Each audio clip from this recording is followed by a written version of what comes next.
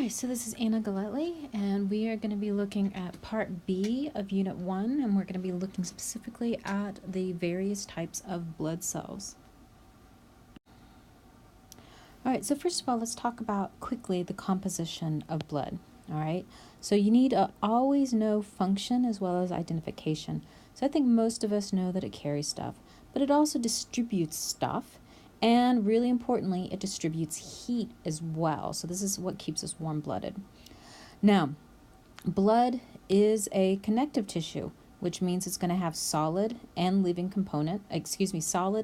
components, and living and non-living components. Now, let's look at the non-living portion first. So the extracellular matrix, because it is a connective tissue, that's going to consist of plasma plus proteins. Now, if you remember from AP1, all connective tissues have fibers in them. The fibers in this case are the proteins, okay? One of the proteins will precipitate out into a fiber called fibrin, all right? So it can have a soluble fiber in it. Everything else is dissolved, and not all of the proteins form fibers, okay? So that's the non-living component, the extracellular component. The living component we also call the formed elements, and these are going to be the three types of blood cells, which are erythrocytes, leukocytes, and thrombocytes. All right, move on to the next slide. Oh, and here I've got the slide on the formed elements. So the formed elements are the cells. It's about 45% of the total blood volume. This varies based on male, female, basically how much testosterone you have in your body. And then also it varies between sea level, living at sea level or living up at altitude. All right, you need to know the fancy name and the common name. So red blood cells, RBCs, erythrocyte. White blood cells, or WBCs, leukocytes, and that K can be a C. So it's K if you're feeling German, it's C if you're feeling English. Either spelling is correct. And then platelets are called thrombocytes. All right, next slide. All right, let's quickly go over the blood plasma. These are the components that I want you to memorize for the lab. You'll do more in lecture. So the plasma is the liquid component of the extracellular matrix. It's about 55% of the blood, mostly water, but within it, you have a lot of things that are dissolved, okay? Now, this is a little misleading, no fibers, but basically what I want you to remember is that all fibers are made out of proteins. So instead of calling them fibers in this connective tissue, we're calling them proteins. The three primary proteins that I want you to memorize and know what they do. Albumin, this is what you find in egg whites. All right, for some reason that helps me remember them. I don't know why. This is really important for maintaining osmotic pressure. If your albumin level goes down, then the liquid in your blood goes into your connective tissues and you have extreme edema. This happens in people who have stopped eating for various reasons. So it can be a very important problem clinically for people who are working in hospitals. Fibrinogen. This is the one that can become a true fiber. Okay, fibrinogen is a dissolved or soluble protein. We use it for clotting, and when it goes through the clotting cascade, it will actually precipitate out and form little fibers that we call fibrin, and we use these to make our clots. All right, so those were the first two of the major plasma proteins. The third one is a category called globulins. They do a lot of things like transporting lipids, ions, vitamins, but also gamma globulins, which you may have heard of already, are antibodies, okay? Now, know that you've got other stuff in there besides those proteins and waters, nutrients, waste, gases, etc. All right, let's move on. All right, so now we want to look and identify these structures under a microscope, okay? So right here, I've got a light microscope, which is at about 400 total magnification. It is stained, so you can see this red color. Now, when you actually take unstained blood, all you see are a bunch of clear circles. It doesn't naturally, the red blood cells don't naturally look red without the stain on it. And what you will see is this thing that to me looks like a lifesaver with a dimple in the middle, okay? If you go over to the electron scanning microscope picture up here, you will see the lifesaver shape and the dimple. The dimple is caused by the fact that the nucleus has been ejected from the red blood cell, and so it kind of collapses in the middle, and that also helps to create more room for carrying oxygen, and it lets the shape of the red blood cell change, because some of our capillaries are actually narrower than a red blood cell. So that red blood cell needs to be basically able to form a torpedo shape to go through them. All right, next slide. All right, we're going to move on to the leukocytes, which you can remember, you can also use a C right there. First of all, you've got two broad categories, agranulocytes and granulocytes. This is named based on whether there are grains in the cytoplasm that pick up stain. You need to memorize the two categories and which cells go on each, because even though they say you can see the grains, they're actually very difficult to see for most of them on a real microscope. So just memorize which is which. So you need to memorize that lymphocytes and monocytes are agranulocytes. Okay. Lymphocytes are the second most common of the leukocytes. They will differentiate into B cells and T cells and also natural killer cells. These play a role in specific immunity. All right. We're going to make it in lymph tissue. Okay. Now, I'm not asking you to memorize a lot of stuff on the leukocytes. You need to be able to identify it, and you need to be able to give me basic function that is unique to that cell. So something that's unique to lymphocytes is that they turn into B and T cells, and they do specific immunity. Sorry, my handwriting is terrible, but you get the idea. Monocytes are about 9%, and they become macrophages and connective tissue. So in terms of a function or a feature that's unique, they become macrophages. All right, and they are probably our most major phagocyte, but I don't want you to just say that they're a phagocyte, because there are other white blood cells that are phagocytes as well, and people tend to forget that many of the white blood cells can do phagocytosis. The lymphocytes, not phagocytes. Okay, so you need to remember that. Lymphocytes cannot do phagocytosis, so don't ever put that on a lymphocyte. Okay? Now, when you're identifying white blood cells, you've got some key features to look at to identify them under a microscope slide. Number one, shape of nucleus.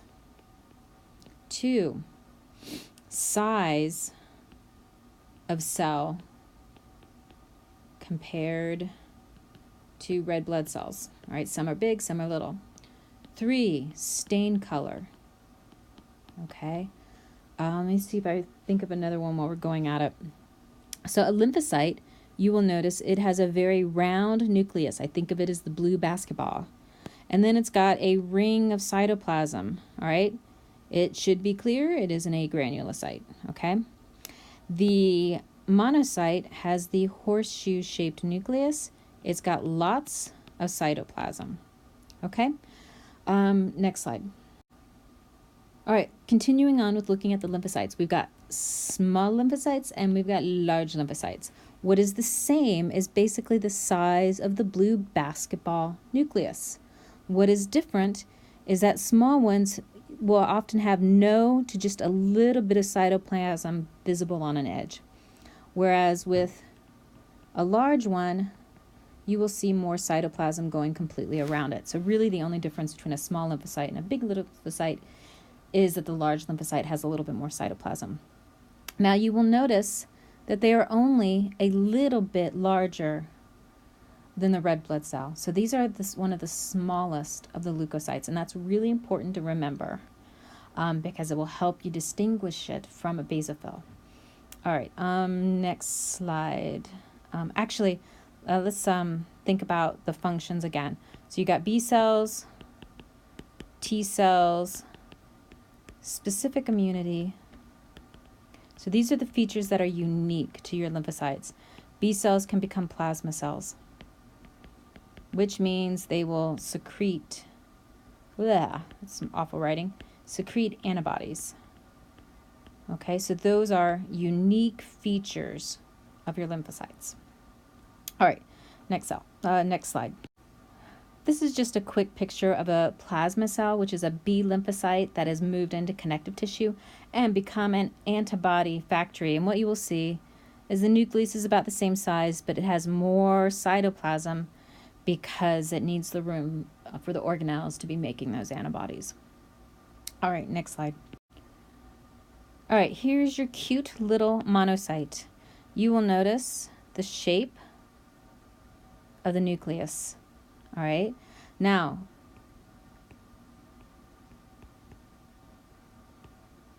horseshoe-shaped nucleus, key critical feature.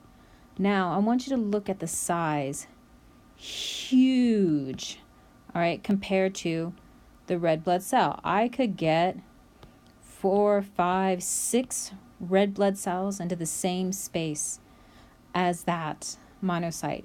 It is the largest of the leukocytes, and that's what you usually notice first, is the size. It's just enormous. Okay. Monocytes will become macrophages if they go into connective tissue. All right, so that's an important feature. They are probably one of the most important cells for cleaning up things in the body. They are a major phagocyte. Okay, next slide. All right, so let's talk about our granulocytes. All right, let's change. Okay, so the granulocytes, we've got 3 of them. You have the neutrophil, the eosinophil, and the basophil. And I want you to memorize that. Okay, the eosinophil, you can usually see the grains. The neutrophil you can't because they're so tiny. Even though they're stained, they're very difficult to see under a microscope slide.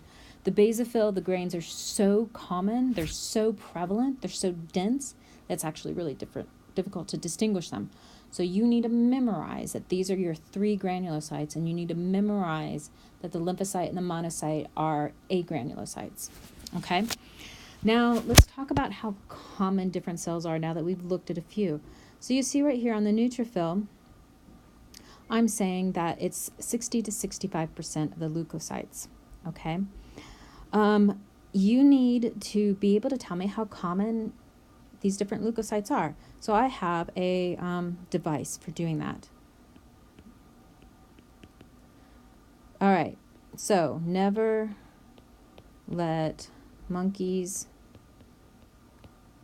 eat bananas.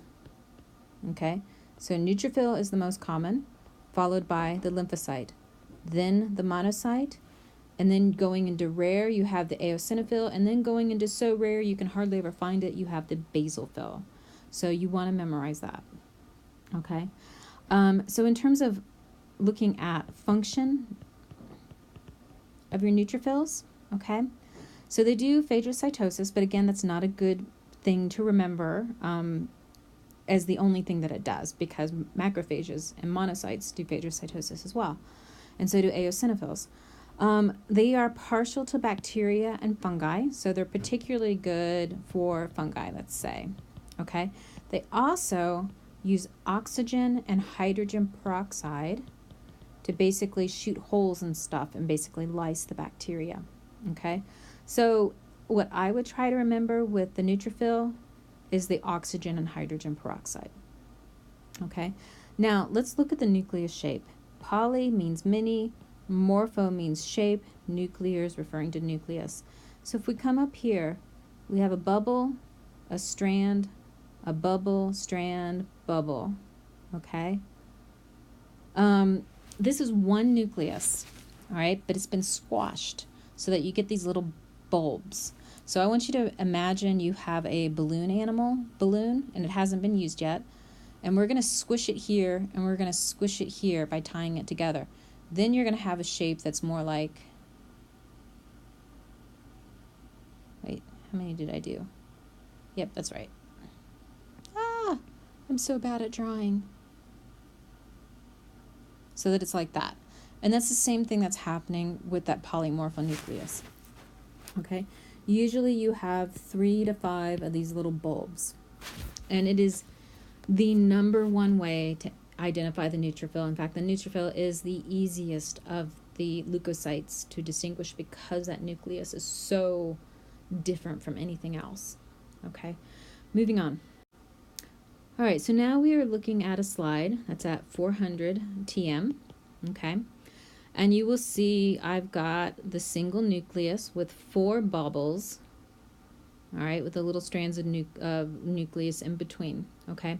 You will notice that it is bigger than a lymphocyte, okay? I could probably get, I don't know, maybe 3 or 4 red blood cells into the same space, so it is larger than a lymphocyte, but definitely smaller than a monocyte. Okay. All right, next slide.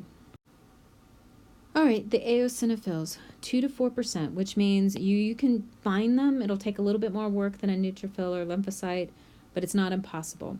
What is really, really unique about eosinophils is they stain red. All of the other ones are in this blue to purple range.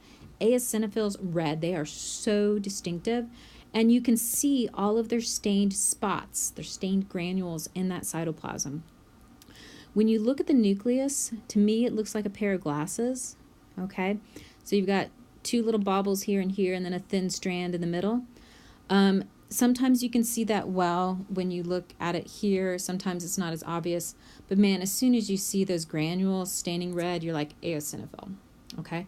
So what do you need to remember if I ask you about a unique function? You need to remember that it secretes antihistamines. That is your number 1 thing to remember. Eosinophils, antihistamines. Number 2 thing to remember is they're really good against parasitic worms, okay? Number 3 thing to remember is that they really like things that have been tagged by antibodies, okay? All right, next slide. All right, so let's look at basophils, okay? Basophils or basophils. Really rare. They're hard to find. I can spend 20 minutes on a scope trying to find a basophil, okay? Number 1 thing to remember about function, they secrete histamines. Number 2 thing to remember is they secrete heparin, okay? They stain a blue-black. They are larger than a lymphocyte. And they are bumpier than a lymphocyte, okay? Now, if we look at a drawing here, you can see all the blue and black staining granules. If you look closely, you can see the shape of the nucleus is kind of an S-shaped, okay? Unfortunately, when you go to an actual slide, often those granules are super big, which means they are so big and they are so darkly stained that it obscures the nucleus. What you do notice is that the edges are kind of bumpy and that it's big, all right? Not as big as a monocyte, but definitely bigger than a lymphocyte. So, larger than a lymphocyte, bumpier than a lymphocyte. Basophils can be difficult to distinguish from a lymphocyte. All right, let's look at the next slide and that'll help with that. All right, on these pictures, I am showing you a lymphocyte compared to a basophil. What you will notice is that the lymphocyte nucleus is about the same as we would expect, nice round basketball shape. And I've got a thin strand where you can see some cytoplasm, all right? With the basophil, if you can see the cytoplasm, you can see all the really dark grains, all right? Over here, you can't even see the cytoplasm. It's so full of staining grains. You will notice that overall size is bigger than on the lymphocyte. Even if you come over here, we've got a larger lymphocyte, that basophil is still bigger. The lymphocyte is almost the same size as a red blood cell, just slightly larger.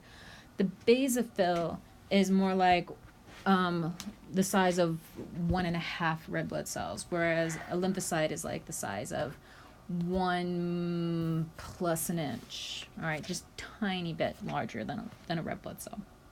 Okay. When in doubt,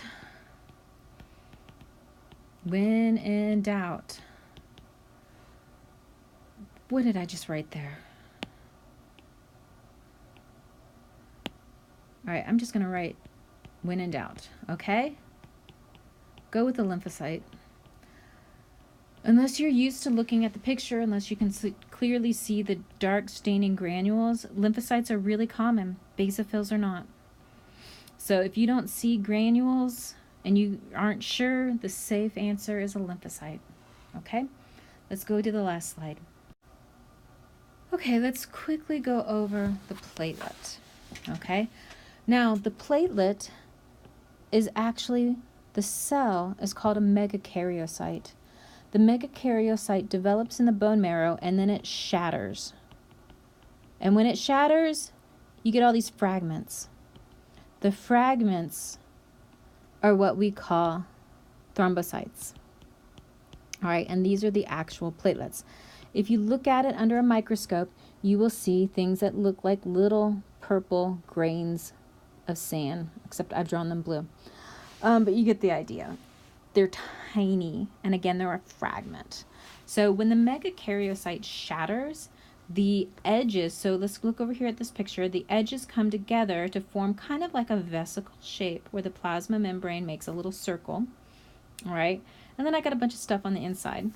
That stuff gets secreted. Things it's going to secrete: von Willebrand's factor, ADP, fibrinogen, okay, fibronectin.